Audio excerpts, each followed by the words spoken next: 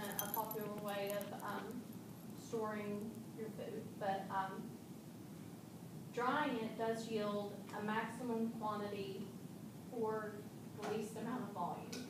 So a lot of, I'm sure you've seen it in the grocery stores, but dried fruits and chips are becoming a really popular snack, and they're being mass produced, so you can buy them in packages already at the grocery store.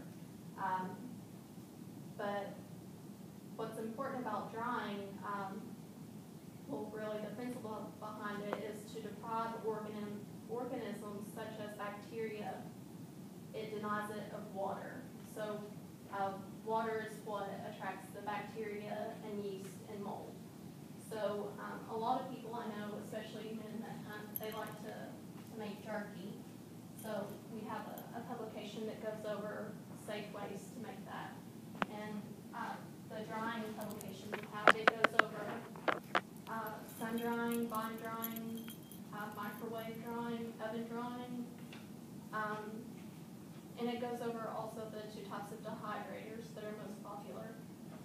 In this publication, it does say that, unfortunately, Kentucky isn't a very good environment to try sun drying because we do have high humidity. But it does, like if you have a sunroom, that's more of an optimal environment to try that. But these are really neat publications to go over if you want more information. A little bit about freezing. Freezing preserves food for an extended amount of time. So along with canning, that's a really popular way, to store your produce from your garden.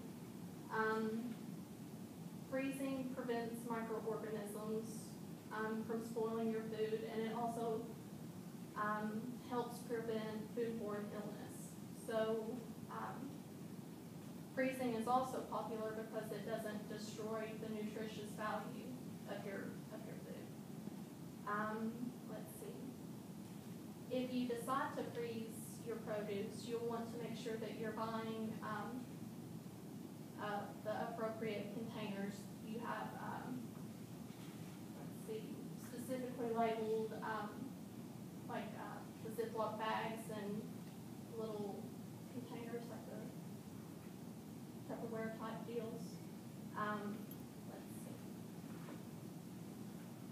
You'll want to be careful though with your containers because, especially the Tupperware containers, sometimes if you don't fill them all the way up, the air can get to your contents, and that's what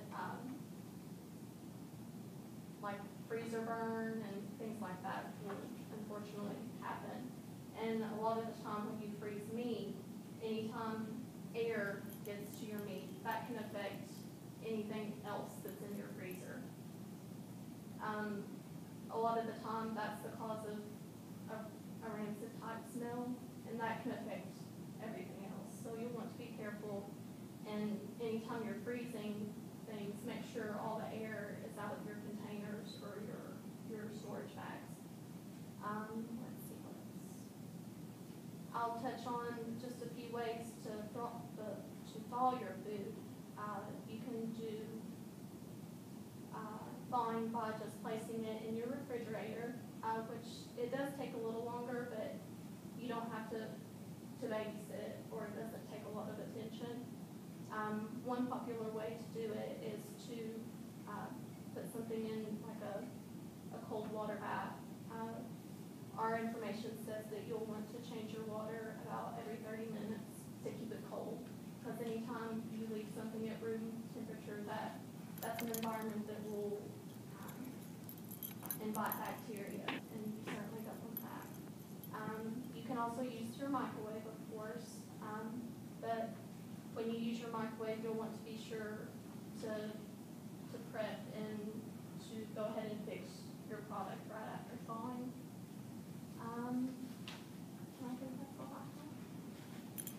And like I said, I've just highlighted the very basic stuff, and we have all kinds of publications about meat, vegetables, jams and jellies, and freezing and drying if you all want to